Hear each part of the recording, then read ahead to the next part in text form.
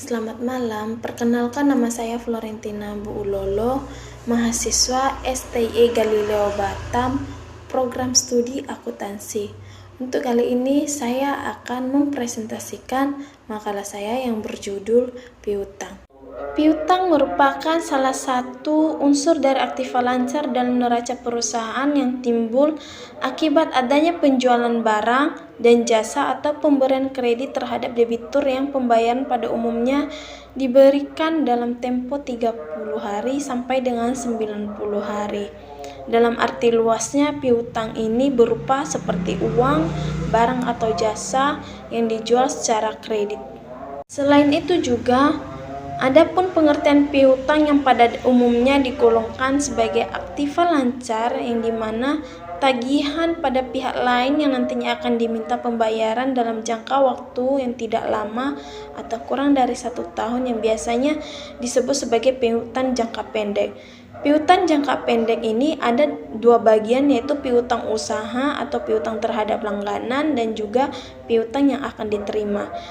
Piutang usaha atau piutang terhadap langganan ini diperkirakan piutang usaha dicatat sebagai tagihan yang timbul dari penjualan barang atau jasa di mana usaha perusahaan yang normalnya atau kurang dari 1 tahun disajikan dalam neraca sebagai aktiva lancar, tetapi apabila telah lebih dari jangka waktu 1 tahun maka akan dilaporkan sebagai aktiva tidak lancar. Sehingga tagihan kepada langganan yang biasanya disebut piutang dagang adalah tuntutan keuangan terhadap pihak lain, baik perorangan maupun organisasi atau debitur-debitur lain. Sedangkan piutang yang akan diterima yaitu merupakan kontrak presentasi yang sebenarnya sudah menjadi hak perusahaan, akan tetapi belum tidak saatnya untuk diterima.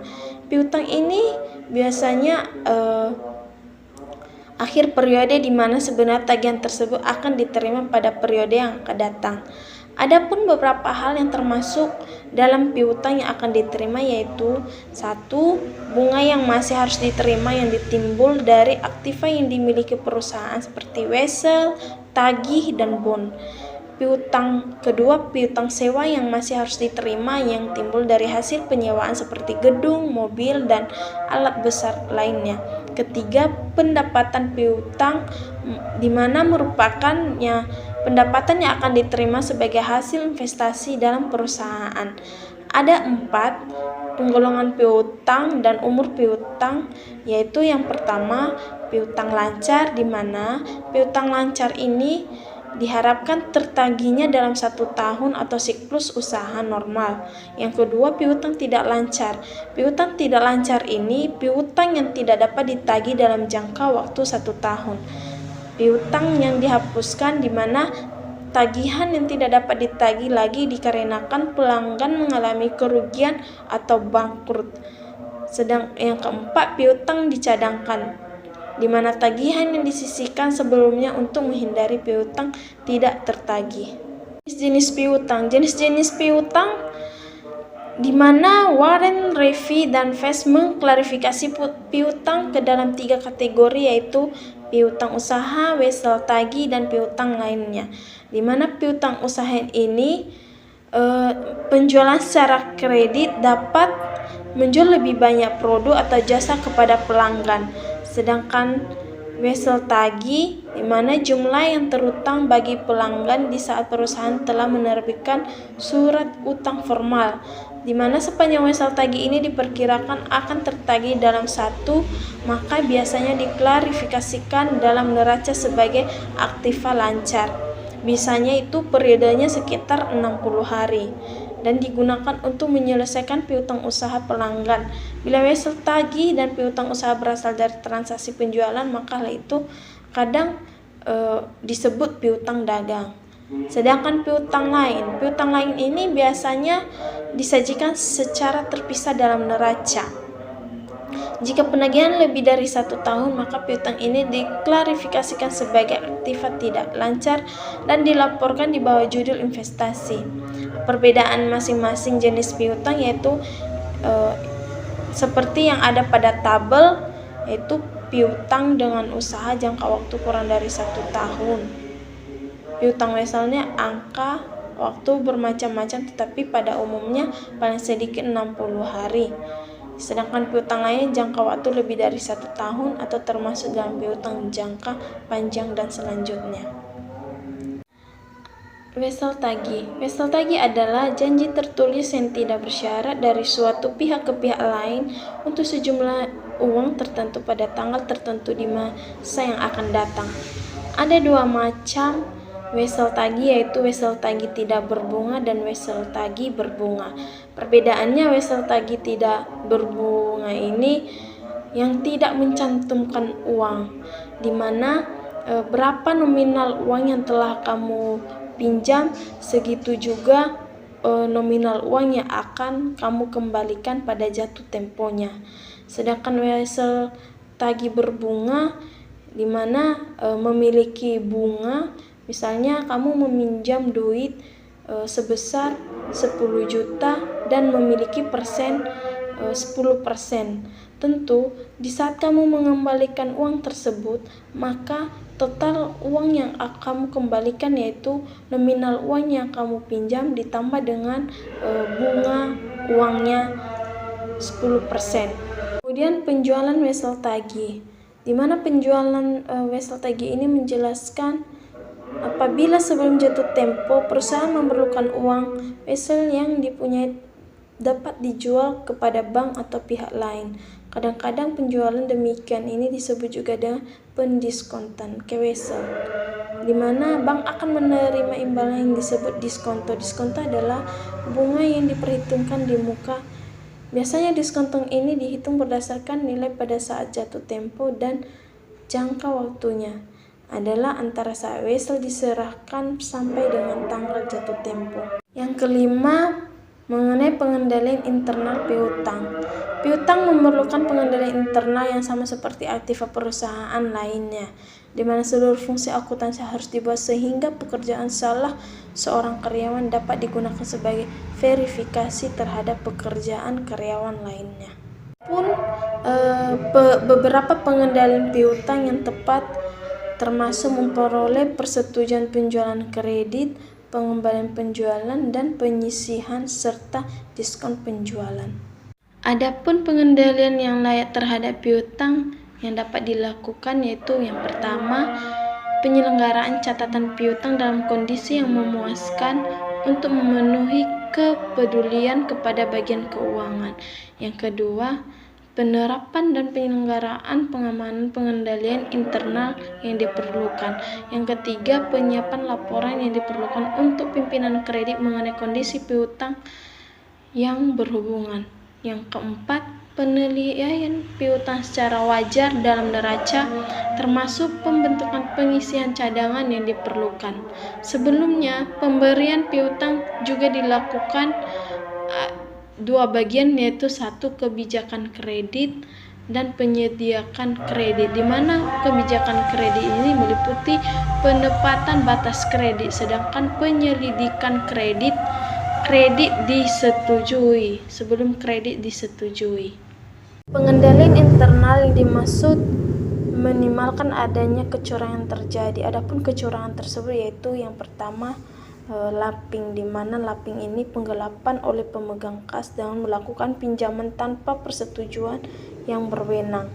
Ada 3 unsur kegiatan ini, yaitu pertama, belum mencatat semua penerimaan kas, mengambil untuk kepentingan pribadi penerimaan yang belum dicatat, dan gali lubang tutup lubang. Yang kedua, window dressing, di mana window dressing yaitu memberikan suatu gambaran neraca yang bagus tetapi bukan yang sebenarnya.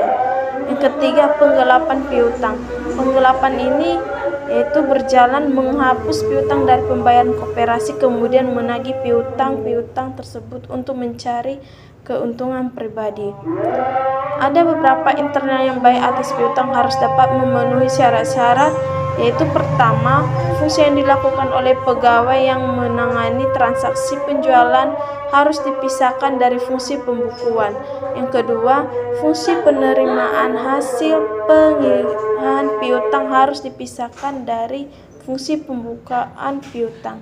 Yang ketiga, Semua transaksi pemberian kredit, pemberian potongan, dan penghapusan piutang harus mendapatkan persetujuan dari pejabat yang berwenang. Keempat, piutang harus dicatat dalam buku-buku tambahan. Yang kelima, perusahaan harus membuat daftar piutang berdasarkan umurnya. Jangka pendek. Investasi jangka pendek adalah investasi yang dapat segera dicairkan atau didanai dari kelebihan dana yang bersifat sementara yang dimiliki oleh perusahaan yang dimaksud untuk memiliki selama 12 bulan atau kurang. Adapun beberapa investasi jangka pendek yaitu yang pertama, tabungan, deposito, reksadana, investasi jangka pendek dalam saham. Kemudian saya akan memberikan salah satu contoh yang akan dibuat pada waktu membeli saham. Contohnya yang pertama yaitu di mana harga nominal 500 lembar saham PT Naruto nominal per lembar Rp 100.000 dengan kurs 80% provinsi dan materi Rp 750.000. Cara pengerjaannya itu di mana harga nominal 500 lembar dikali dengan 100.000 sama dengan 50 juta. Kemudian harga kurs 80% dikali dengan 50 juta, hasilnya 40 juta. Provinsi dan materi sama dengan 750.000. Kemudian dibayar per kas, Rp-nya 40.750.000. Sehingga jurnalnya bisa kita simpulkan jurnalnya di mana surat-surat berharga Rp 40.750.000 dan kasnya 40.750.000. Pencatatan penjualan saham.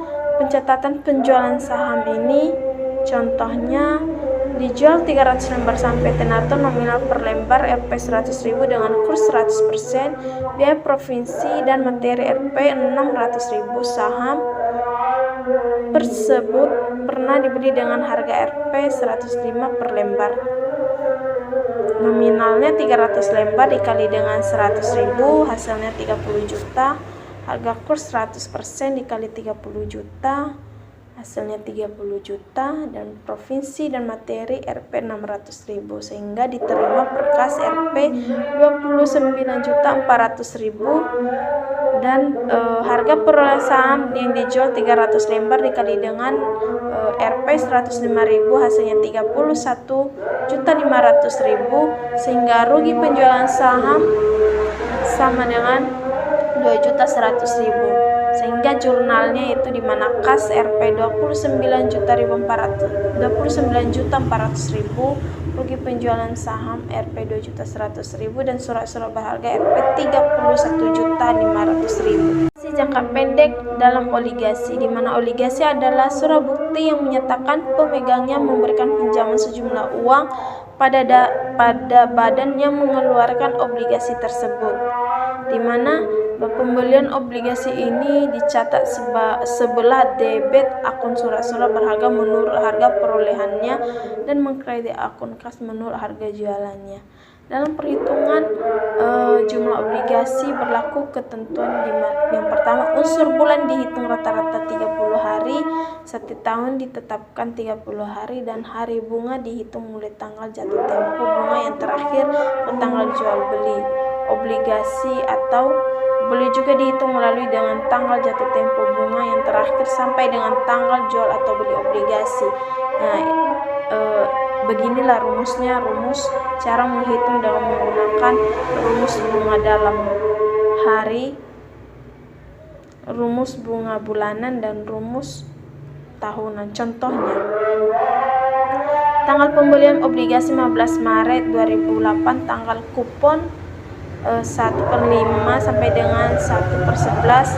Lamanya bunga berjalan dihitung dari tanggal kupon yang terdekat dengan tanggal jual atau beli obligasi, yang di tanggal 1 November ke tanggal 15 Mei. Inilah cara penyelesaiannya.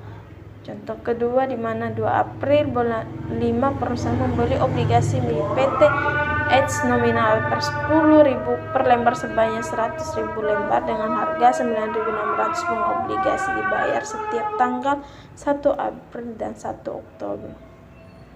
Contohnya,